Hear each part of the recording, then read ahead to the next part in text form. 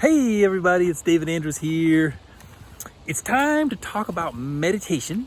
Today is day number 7 of our series on meditation. This is part of a series on the 10 healthy habits for high energy living.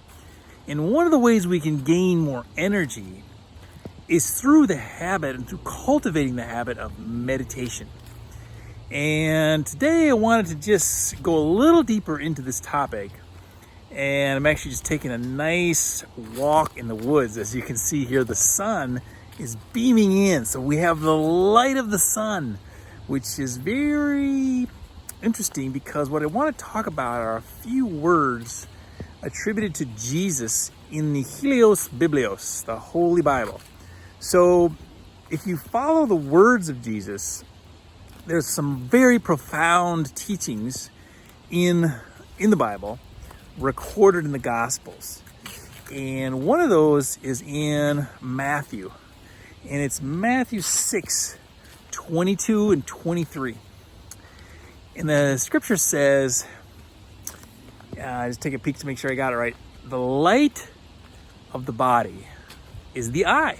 We talked about the sunlight and the eye clock in a previous session. So he says, the light of the body is the eye.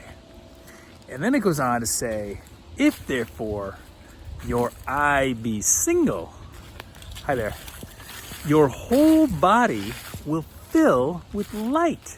Now this is actually quite fascinating because if you look this up, say you Google it, you search it, and you find out that kind of read about it, you might find that people mention this to be, having single-mindedness or, having a single-minded faith or being really firm in your belief.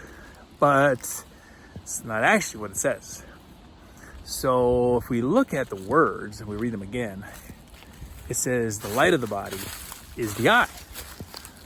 And therefore, if your eye be single, your whole body will fill with light.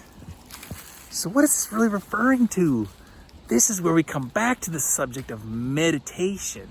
Because if you look a little bit broader at the culture, and you could be open-minded to the fact that what was Jesus doing from the age of 12 to the age of 30, we have 18 lost years, so to speak, that are not mentioned in the Bible.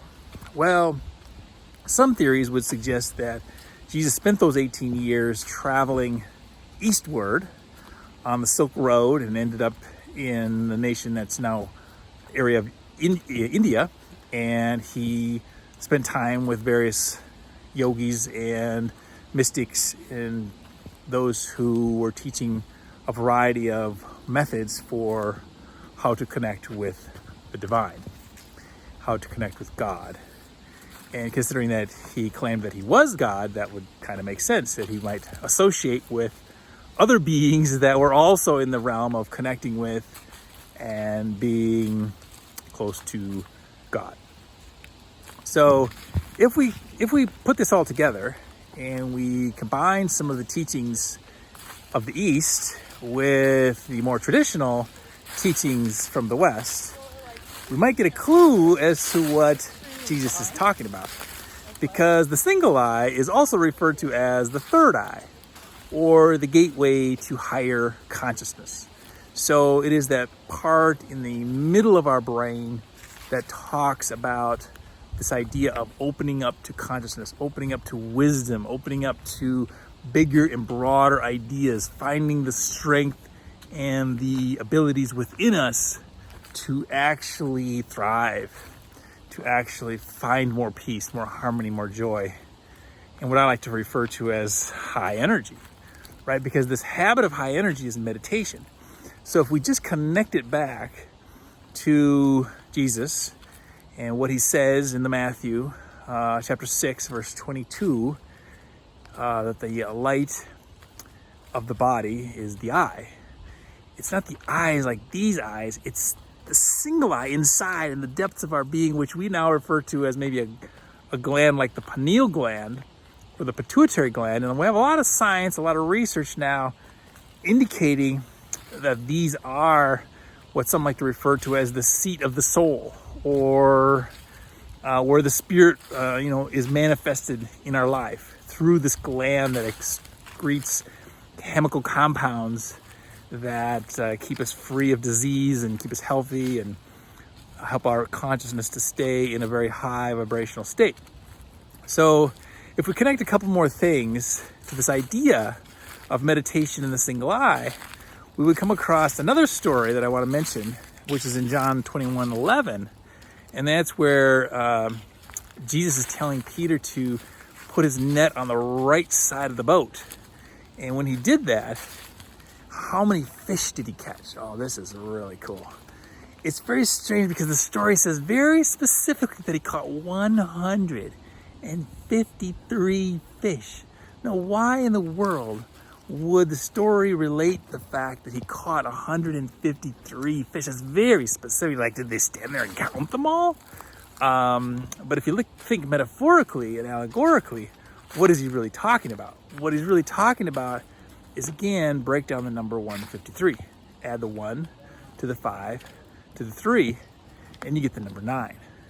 The number 9 in numerology would be a reference to higher consciousness, or to higher mindset, or to an elevated idea of heaven on earth. And so if you think about the biology of the human being, the heaven is really talking about the higher mind, right? The consciousness. It's above the body. It's above the earth. The earth is the lower half of our being, our lower 3 chakras. Heaven would be the upper 3 chakras, and then especially the crown chakra, where we reference the higher mind, where we have our connection to, divinity, where we have our connection to, pure consciousness. And so this reference to the right side of the boat means we have to put our mind in gear on the right side of our brain. So the right hemisphere is where the creativity, the intuition, the imagination, all of these aspects that we tend not to use in our modern society because we have become such a left brain dominated culture. And what we're really thinking about here is getting to the state of higher consciousness through meditation. So the meditation is what helps us get there. Now, there's one more aspect to the story, and that is in the going back to the scripture that Matthew records. And we said 6:22 and 23 was the reference to the single eye. And then we said what that means is the light of the body is the eye. If your eye be single, your whole body will fill with light. So that means the light of God, right? The photon light, the inner light, the light that is enabling us to be all that we want to be, that allows us to live our purpose, that allows us to be motivated and positive and help others and serve and love and care for other beings in the world. So that light then is what we're maybe seeking through the meditation. And how do we get there? How do we get to this light space? Well, the secret, not really a secret, but the evidence is further down in the same chapter of Matthew 6. So if you go to Matthew 6, 25, 26, 27, 28, all the way down to 34, and you just read through that, there's a phrase that's repeated 5 times. And it's in slightly different forms, but the basic form, Jesus says, take no thought. Take no thought. Take no thought. And then it goes on to explain, you have clothes, you have food, you have shelter, everything's gonna be taken care of, you're gonna survive okay, it's gonna be all right. But this idea of take no thought means not to worry, not to have anxiety, not to be fretting. Take no thought. That also means if he said it 5 times, he's actually making a reference to the 5 senses. So if we take no thought to our 5 senses, that means we're in a state of deep meditation because we have closed our eyes. We're not sniffing good food at the moment. We're not eating, we're not touching, we're not tasting, we're not hearing, because we're in silence we're in the dark, we're sitting still, and we are in deep meditation without any reference to our five senses. So this means we can get into the state of our higher consciousness, meaning we can activate the right side of our brain. And when we activate the right side, just like Peter, he caught the 153 fish, where? On the right side of the boat. So when you start fretting, when you start feeling anxiety, when you start worrying, if you just simply remember this simple story of Jesus and the fish and catching 153 fish on the right side of the boat, just think right side of the boat, right hemisphere of the brain, that may help remind you to get into that state of meditation. Shut down all of the senses and simply be still. You know, like the still small voice, right?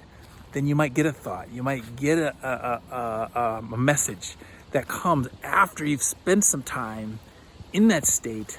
The answer to your problem, the answer to your question, the answer to your issue may very well be really obvious. It may very well be something that just comes to you after you're in the state of meditation for a little while. So I hope these things connect for you, and I hope there's something in here, because for me personally, my whole life changed dramatically after I spent a year, actually it was 385 days in a row, meditating for 11 minutes minimum per day. Many days was more than that. Hi there. And it made a huge difference. So, wow. In future sessions, I'll explain more what that means to me, but basically, I changed my lifestyle, I changed where I lived, I changed my relationships, I changed my behavior, my habits, my patterns of eating. Lots of things changed for the better. Health improved dramatically, my mindset improved dramatically, but it was because of the discipline of doing the meditation and following what Jesus said to actually do. Get in the state of activating your single eye, kind of like what the sun is flickering there, that light right there, that is the light. Let that light shine within you. Let that light fill your body. And that's what Jesus said. If you practice the single eye, meditation, then your whole body will fill with light. The light of Christ consciousness will awaken, will inspire, will motivate, will encourage, will bring you all these feelings of joy, bliss, happiness, abundance, peace, new relationships, new ideas, new opportunities. And so that's really it. This is something that I have practiced, I believe in, I do, I experience, I know, because it worked for me, and I hope it will work for you. So please share and leave a comment. If this video resonates, please like and enjoy your meditations.